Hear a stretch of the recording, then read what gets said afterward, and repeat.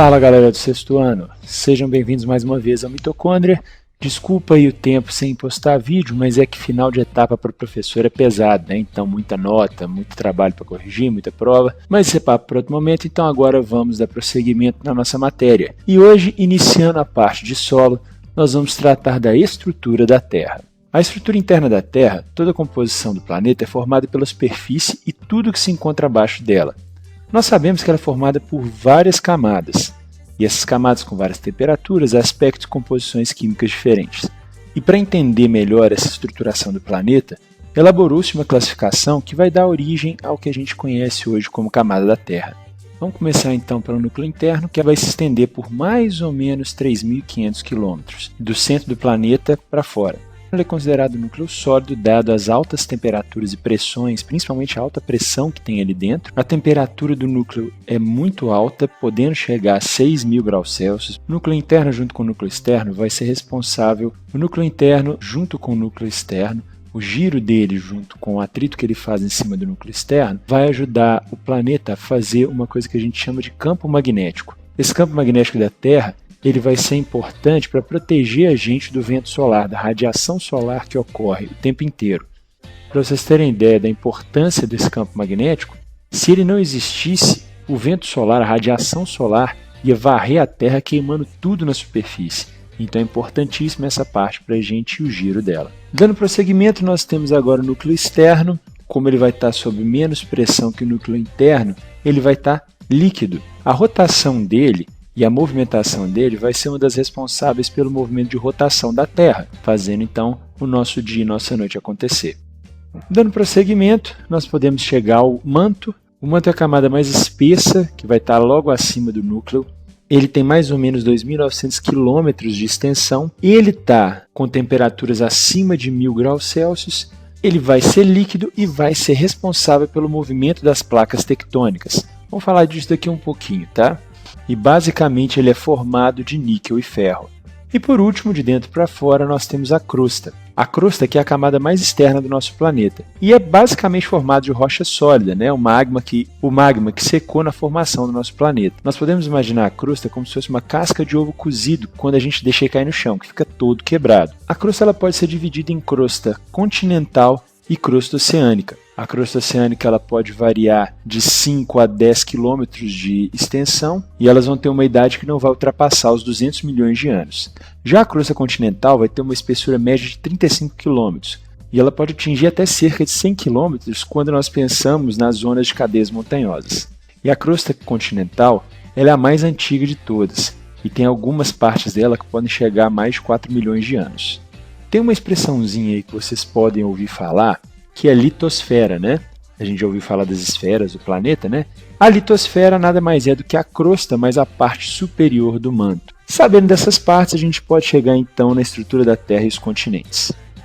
Vamos começar então pela teoria da deriva continental. A teoria da deriva continental ela foi apresentada pelo geólogo e meteorologista alemão Alfred Wegener em 1913. Wegener afirmava que os continentes hoje separados por oceanos já tiveram unidos numa única massa no passado, e essa massa era denominada de Pangeia. E ao longo do tempo ela foi se separando, e há cerca de 190 milhões de anos nós tivemos a primeira separação desse continente quando a Laurásia, que hoje em dia são a América do Norte e a Ásia e a Europa, ela separou-se da Gondwana e que depois também dividiu-se lá no Cretáceo Inferior, chegando atualmente na configuração que nós temos. Mas muito tempo antes de Wegener, outros cientistas notaram esse fato. Essa ideia da deriva continental surgiu com o trabalho do cartógrafo Abraham Ortelius, lá no século XVI. Ortelius sugeriu que os continentes estiveram unidos no passado e a sua sugestão teve origem na similaridade geométrica da costa da América do Sul e a África, que encaixavam assim quase que perfeitamente.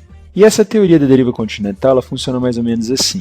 As substâncias que vão estar ali no manto, elas vão circular através de uma corrente de convecção. Aquele magma que está próximo do núcleo externo vai aquecer muito, vai ficar menos denso, e vai subir em direção à crosta. Chegando na superfície da crosta, ele vai bater e espalhar para as laterais, como se fosse uma mangueira sendo jorrada para o teto. Quando ele faz isso, ele acaba levando a crosta junto com ele. Esse magma vai esfriar, voltando novamente a descer quando fica mais denso. E assim completando esse ciclo de convecção, fazendo com que essa crosta que esteja separada, ela esteja fragmentada, ela vá movimentando também. Acontecendo isso, nós temos 3 tipos de movimentação que a gente pode considerar em relação às crostas. Nós temos o movimento divergente, que não é o do filme, tá, galera? Divergir quer dizer afastar de um ponto comum. Então, se a gente considera que 2 placas estão juntas e elas começam a afastar uma da outra, é um movimento de separação, portanto, um movimento divergente. O segundo tipo de movimento é o movimento convergente, onde nós vamos ter o choque entre 2 placas tectônicas que estão se dirigindo umas às outras. Quando acontece isso, pode ocorrer 2 coisas. Ou as placas se chocam e vão se soerguer as duas, elas vão dar uma travada e elas vão amassar, que vai fazer o levantamento de um terreno, tá? Geralmente uma cadeia montanhosa, ou uma pode ir para baixo da outra. A placa mais densa vai tender a descer, enquanto a placa menos densa vai tender a subir, gerando uma cordilheira montanhosa. E o terceiro e último movimento é um movimento que a gente chama de tangente, que é quando uma placa vai raspar na outra. Tá aí para vocês uma imagem das placas tectônicas atuais, e essas setas que vocês estão vendo aí, elas são as direções que as placas tectônicas seguem de acordo com a movimentação do manto. Outra coisa que pode acontecer nesses movimentos é a formação daqueles eventos geológicos. Que eventos geológicos são esses? O primeiro que nós vamos falar é o vulcão. O vulcão ele ocorre quando nós temos uma alta pressão de magma perfurando, empurrando a crosta, fazendo com que haja elevações e, por consequência, depois uma saída desse magma. Nós temos algumas partes do vulcão que são importantes da gente saber, que são a câmara magmática, que é onde vai ficar armazenado o magma do vulcão. Nós temos a chaminé, que vai ser por onde esse magma vai entrar em contato com a superfície. Temos a cratera, que a gente chama de boca do vulcão, que é por onde o magma vai sair, e o cone vulcânico, que nesse caso aí vai ser a formação vulcânica, vai ser a montanha que vai ser elevada em relação ao solo, pela pressão que esse magma produz. O vulcão ele pode acontecer em 2 momentos. No momento de separação de placas tectônicas, onde você vai abrir uma passagem para o magma que está preso ali no manto e que está com muita pressão, enquanto que a outra forma pode ser naquele movimento que eu falei com vocês, onde uma placa tectônica bate na outra e há uma pressão muito grande, uma vai para baixo e a outra sobe. Essa pressão pode ocorrer ali, fazendo com que a temperatura aumente e, por consequência, faça um derretimento de rochas, e esse derretimento vai sendo pressionado para a superfície, o que vai gerar o que a gente chama de erupção vulcânica. É interessante lembrar que, enquanto o magma está dentro do vulcão, ele é chamado de magma, não é chamado de lava. Só se chama lava quando ele entra em contato com a superfície do vulcão e com o oxigênio, que ele vai misturar com outras substâncias e passar a ser chamado, como a gente disse ali, de lava.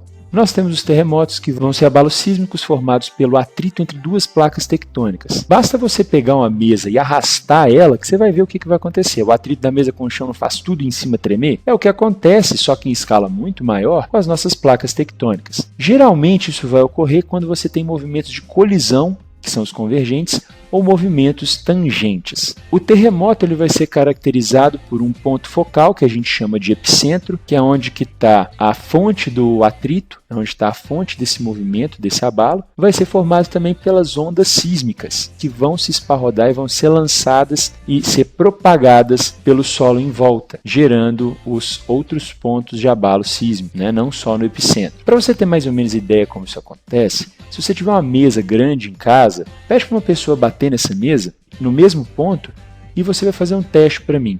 Coloca a mão próximo de onde ele está batendo e longe de onde ele está batendo.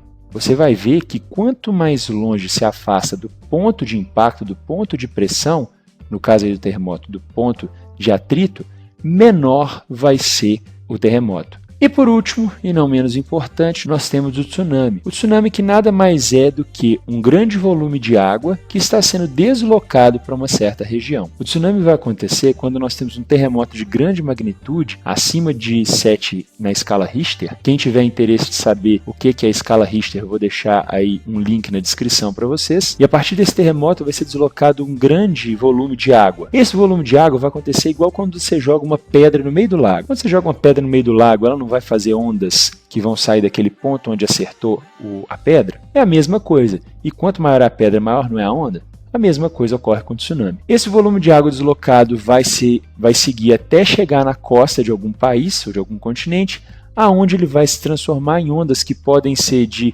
alguns metros a vários metros, como 30, 60 metros de altura.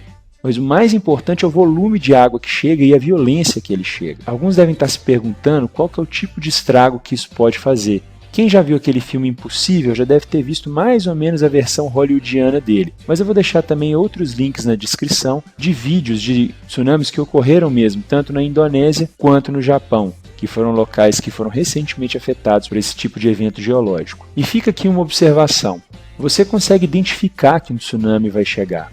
Geralmente o que ocorre? Como a massa de água que está sendo deslocada é muito grande, antes do tsunami acontecer, o mar vai voltar muito. Então, isso é uma dica aí para a vida, hein, gente? Se você está numa praia, você vê que em questões de minutos o mar ele voltou muitos metros, ele chegou a recuar muito, você pode ficar preocupado, já alerta todo mundo e sai correndo, vai para o lugar mais alto e mais firme que você conseguir achar. Mas sai da linha do mar, porque quando chegar a onda, ela arrasta tudo, igual essas cenas que vocês estão vendo aí atrás.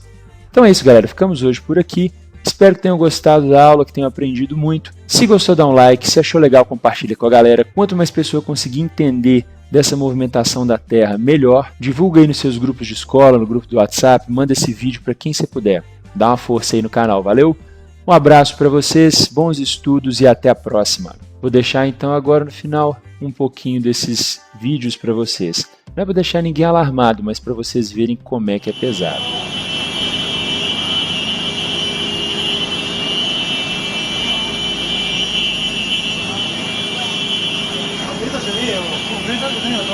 왜 안 난다요? 그래.